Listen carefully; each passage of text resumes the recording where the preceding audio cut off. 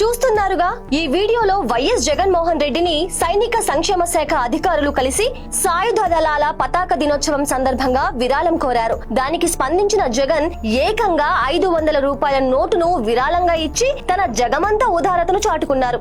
దేశం కోసం ప్రాణాలర్పించిన అమరవీరుల గౌరవార్థం ఇచ్చే ఈ నిధికి ఒక మాజీ ముఖ్యమంత్రి హోదాలో ఉండి కేవలం 500 రూపాయలు ఇవ్వడం ఏంటని కొందరు విమర్శిస్తున్నారు. కానీ మా దృష్టిలో మాత్రం ఇది హిమాలయాలంతా గొప్ప విషయం.